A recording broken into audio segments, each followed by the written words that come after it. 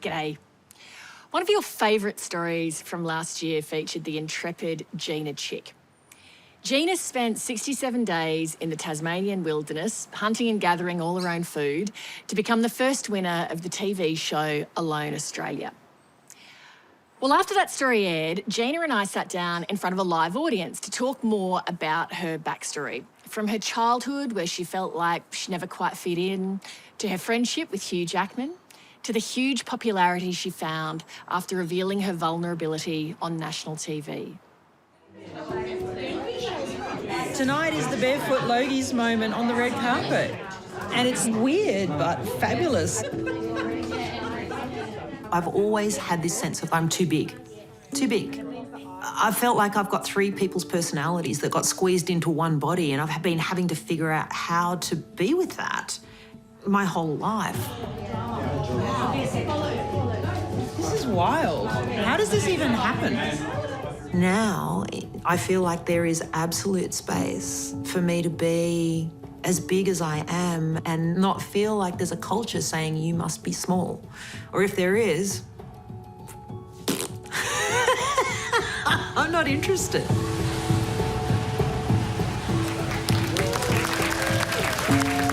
Welcome to our very first Australian Story Live. We are so thrilled that you could all come out tonight. Would you please welcome Gina Chick?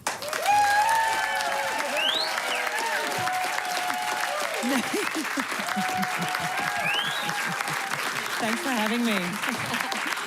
What's this journey been like where you've gone from Gina in the bush to Gina on the red carpet and kind of this environment that's about as manufactured and far away from nature as you could get? Yeah, it's wild. But, you know, I think there's a bit of a Cinderella in me as well. You know, I love dressing up, as you saw with the possum coat. Part of it was practical and part of it is because I think I do have a bit of an inner diva, even if it's a bush diva. Sleeping naked in the possum fur is ridiculously fabulous. How glamorous is that? Like there's something about me, it's probably from the 90s actually, from being a bit of a diva on Oxford Street. So I found that the whole alone journey is actually letting me express all of these different parts of myself. And there's a context where it's like, okay, red carpet, do the whole thing, but do it barefoot. You know, and I've managed to get away with not wearing shoes for anything so far, and now it's a brand. But more seriously, I feel like a wild person. I feel like a wild creature in a human body. And for me, it's really important to spend time in the wilderness, spend time connecting with nature. But it's also, I'm in a body in this time, in this life, in a modern world. And so I'm interested in survival skills in all the jungles. So it's about being able to stitch the worlds together. You probably want to see what I'm doing, don't you? You want to see that. I think the world is probably finally ready for Gina. She's the icon of being at home in the wild. My family think I'm bonkers, but they're not at all surprised that I'm doing something like this. Alone Australia, it's the most legit survival challenge out there. It's the one where the 10 people go out into the bush with 10 items each, and the last person to come back wins it. Oh, this moss feels amazing. Everyone was like, as if that hippie lady who dances on the moss and just goes around singing and talking to the animals is going to win. I got a fish. I'm eating fish for breakfast. Oh my goodness. Gina's probably the last person to do a reality TV show. But it quickly became clear that she wasn't just surviving to win the show, she was there. That was her life. She could have stayed years. So how have Australians responded to you when they see you in real life after having watched Alone? It's the most gratifying thing. I was expecting to get trolled. Like that bully kid in me is like, really? Really? Are we going to do this? And then I've found the most staggering thing, which has been that there has been zero trolling, like none. Like who gets that? And so as a result, when I walk down the street, people come up and they are like so happy and so grateful and they want to connect. And like I want to connect, like I'm making a stand for connection. So if someone comes up and they're like, oh my goodness, my kids love watching you, or my 90-year-old mother thinks you're great, or we've just built a fire in the backyard, or we're going camping. Many of the people who come to stop me are women, and especially postmenopausal women. Yeah. And the story is, thank you for showing that we don't have to be invisible. Thank you for showing that we have wisdom in these bodies. Thank you for showing that we earn these bloody silver feathers. And so, yeah, so I have been so humbled and gratified by the response that I've received from wherever I go in Australia. I'm just like, oh, I'm just really touched.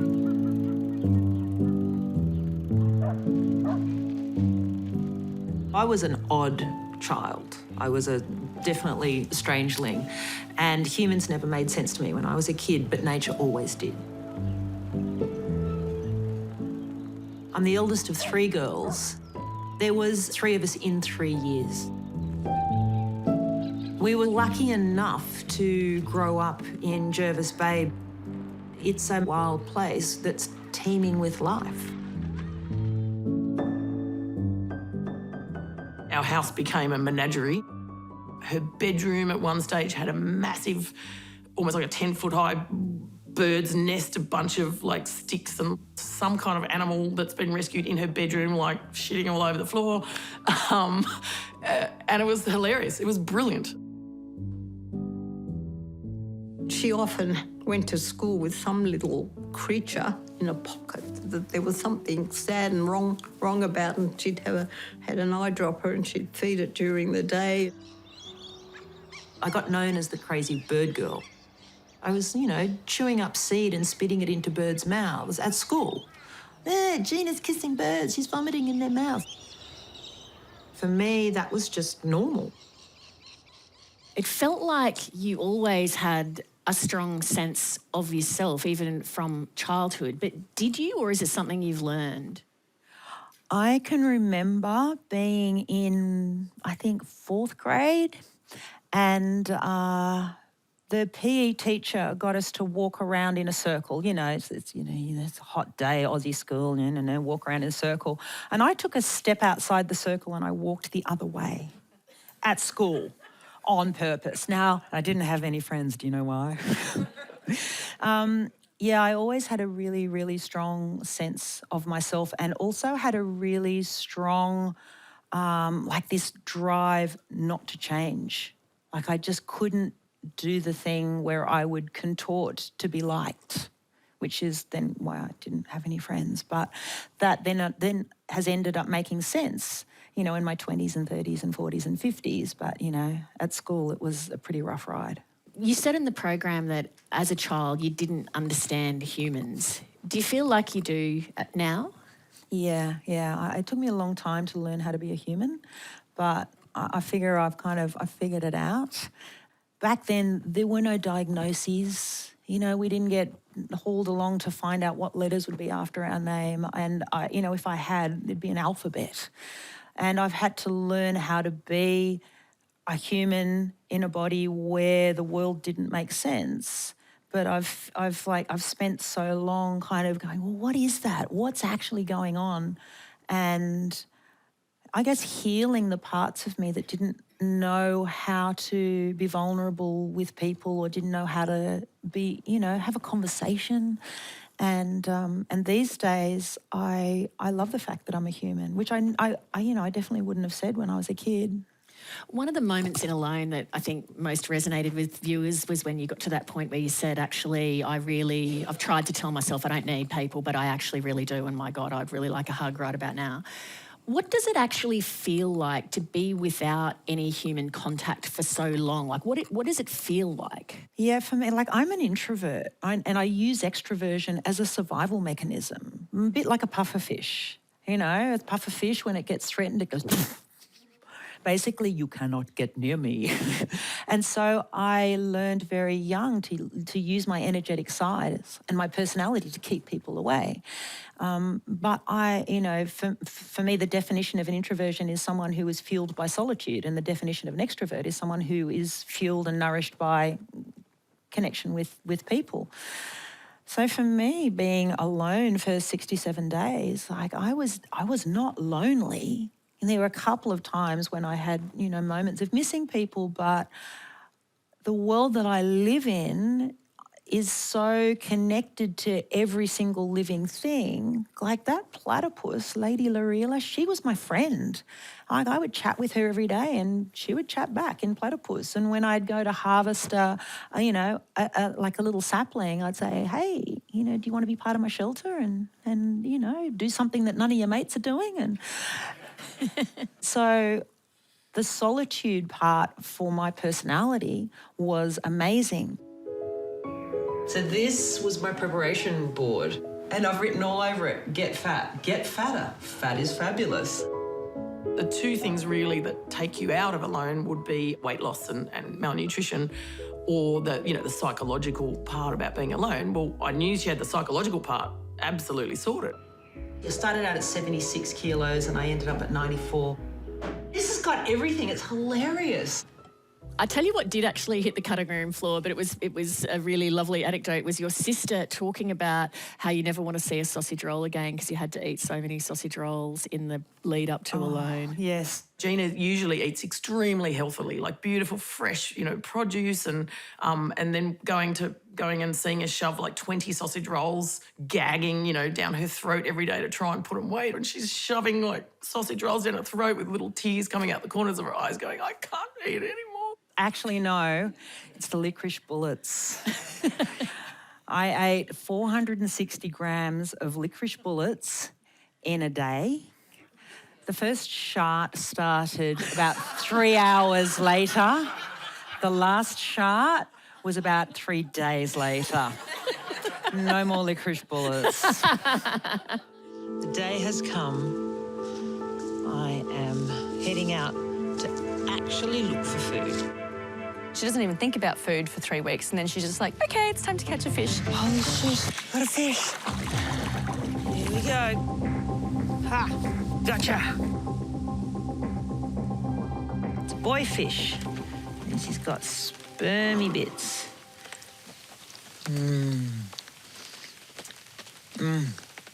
Because that is life force. Your friend said he thought you could have stayed out there forever. Yeah, Stevie, bless. I could have stayed out there forever. There was a point where I lost contact with base camp for a satellite issue. And for a moment, I was like, has there been a war? Like, am I out here forever? Can they come and does anyone know that I'm here? And it was real. Like, for quite a few hours, I didn't know if I was going to be out there. And then it got real, really fast. I was like, oh my goodness, I could be out here on my own, the crazy lady with the wild hair, like talking to the platypus, chewing on raw eels. And that was not a good thought. I could do it, but the idea of not having a village at that point would be, that would be heartbreaking. So one of the things that keeps you going is, on some level, the knowledge that it's not forever, that it will end at some point. Yeah, absolutely. Because we're designed to live in villages. That's how we're designed. The human animal is designed to live in packs. We're designed to live in groups. And in our DNA, the 350,000 years that we've been Homo sapiens, for 340,000 of those years-ish, we were hunter-gatherers, living in small bands, moving through the landscape to get our needs met from the land. Like, that is the predominant information in our DNA. And so I think we all resonate with that. The last probably week to 10 days has been hard. I love being here, but I want to hear someone else's stories. I want to hear someone else's life. It's more that this place is giving me a no fucking way! What the fuck? Yeah. Oh my God! You did it. Oh.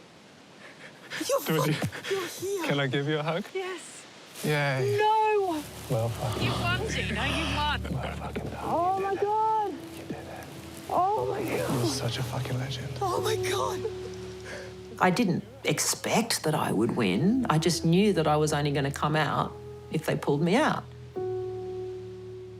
And I didn't suffer out there. I didn't suffer.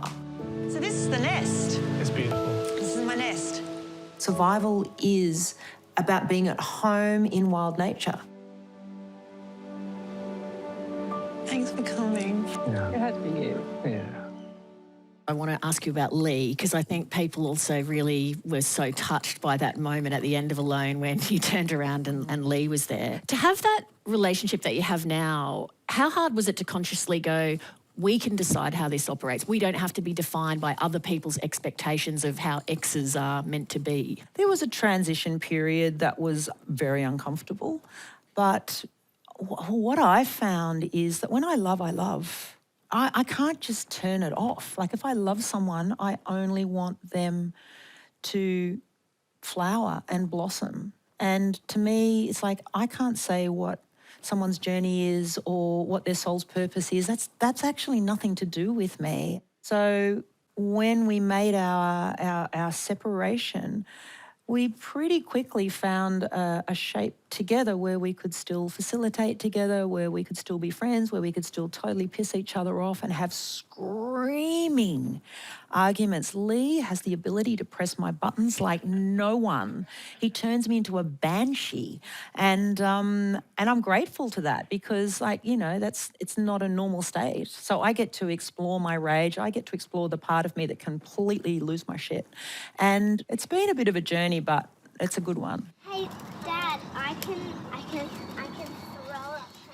You and Leigh separated so he could make the choice to be a father, but because of your age and so forth, you didn't have the choice to be a mother.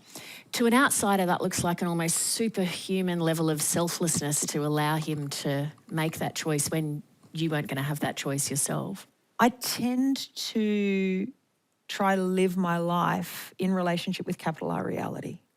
Not the reality I think should be or that I want or I think is fair, because life isn't like that. And this is just what was actually there. So he had a whole bunch of desire to be a dad. I was done with being a mum. That's like, there it is. Like, you can't argue. Well, I couldn't argue with that.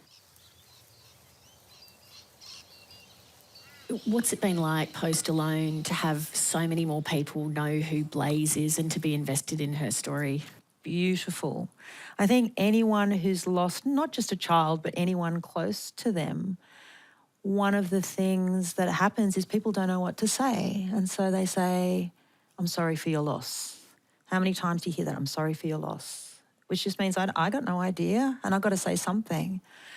And like, we live in a culture that, for me, doesn't have healthy rituals of grief. It doesn't have, you know, when you look at First Nations cultures, there's beautiful ceremonies and rituals. There's ways of holding us in our grief.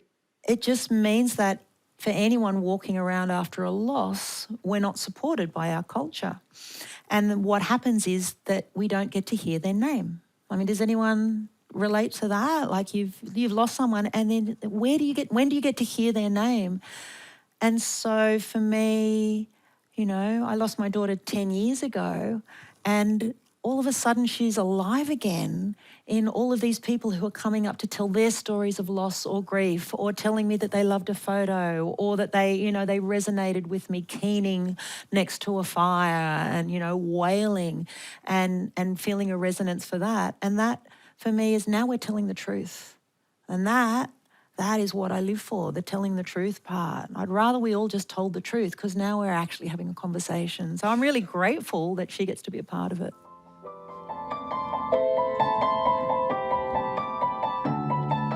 I've howled and I've wailed and I've screamed at the sky to give her back, and I've done whatever it is that grief has demanded of me, which has meant that I have let her go. I've let her go. I've let her go over and over and over. I'm so much more as a human because of her and because of losing her. I'm not afraid of a single feeling that might turn up in me or anyone else. That's all her gift moving through me in the world. Let me ask you about one more thing before I go to the audience to take some questions. When the Alone finale was about to air, up on social media, out of the blue, pops a video of Hugh Jackman going, "Oh, I just want to wish my very, very good friend Gina Chick all the best and I'm rooting for her to win the finale of Alone." It's like, what, this extraordinary woman who's got the whole nation transfixed also is best friends with Hugh Jackman. How on earth is this possible? She is incredible, the most creative, the most hardcore, the most connected to nature, beautiful person that I know, and I am so proud of her. To my soul sister Gina Chick, you rock. Oh, my Hubie.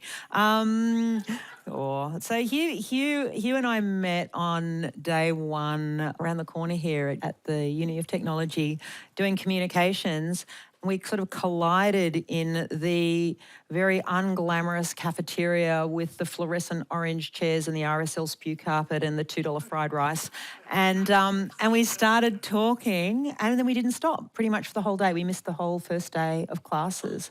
And I don't know, there's people I think in all of our lives who there's just an instant recognition, and that was what it was. 35 years we've been friends. So, yeah, he's my buddy. My name is Penny, and I watched your show, and I have to admit, I watched it with my children, and the first episode I thought, we all said, "Oh my God, you're nuts." And by the end of the 10 weeks, we all just fell in love with you and your story and everything about you and your genuineness. So I guess my question to you is, what is your advice for people who are a little bit different to make connections quicker when they're not necessarily the normal? Yeah, that's a really good question, Penny. The thing that I've found through Alone was the first time you saw me dancing in the moss, it's like, oh my God, she's loco, she's loopy. And then the second time it's like, oh, maybe there's a little bit more there. And then it actually didn't take long for people to drop in. So what I think people connect with is real. It's when we're real. And to be a bit different, it can feel very unsafe to be real because the feedback that we get from the world is that it isn't safe. And what I've found through Alone is that by allowing that authenticity to shine through, it may not be for everyone, but for the people who are willing to engage with real, the doors are now open. And what that looks like, I think, is different for everyone. Hi, Gina. I'm Prue. I was thinking about your writing. You write with an amazing capture of language and such beautiful expression on your socials and in your blog. And what was it like for you when you found out that Charmian Clift was your grandmother? Was that an epiphany, and did it connect you to something? Charmian Clift was a journalist. She married an author called Georgia Johnston, and one of their most famous books is My Brother Jack.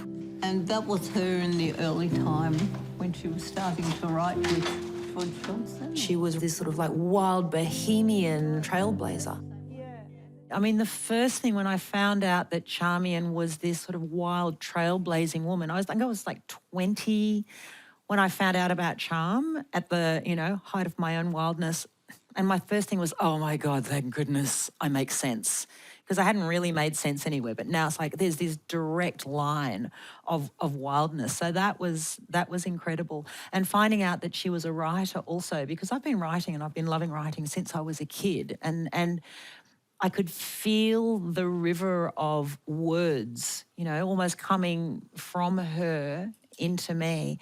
But here's something really interesting. I don't read her work, because I'm so sort of ferociously defensive of my own voice. I don't want to be influenced by her style. And so there's because I can feel there is so much of her in me. Jane, hello. Gina, do you still feel you're too big for the world, or do you think it's ready for you now? I don't feel like I'm too big for the world anymore. And I'm so super grateful to have this whole experience happening when I'm in my 50s rather than in my 20s or my 30s, because I think I probably would have, with all of that bigness and wildness, probably blown up in destructive ways. Now I feel like I can dance with my own bigness and find a way to fit that into the world. And I feel that increasingly there is room for women to be, not obedient, not good girls, to have a voice. We're still bashing away on that ceiling, but I don't feel like there are ligatures and strictures around my size anymore, and it's really nice to be able to breathe. It's like taking your bra off and going, oh, let the girls free. Thank you. Gina, let me ask you one question to finish. On Australian Story, Leigh said that on Alone, there's a philosophy that relates to the whole of life. Do you agree? And what is that philosophy? I think that we live in a culture that pathologizes discomfort. Anything that makes us feel slightly uncomfortable, it's like, oh, quick, reach for a durry or reach for the TV or doom scroll or go get laid or go smoke a spliff or, go for a run, whatever. Anything to not feel discomfort. Whereas we only grow when we're uncomfortable. And so being able to have tools to be in that discomfort and hold ourselves there, that's when we start to metabolize the edges of that fear of whatever it's going to be and realize it ain't going to kill us.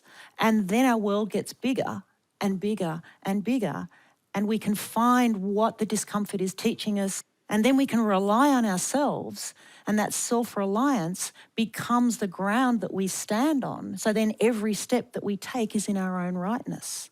So if that's a philosophy, I have no idea what I just said, but that would probably be it. Please thank Gina.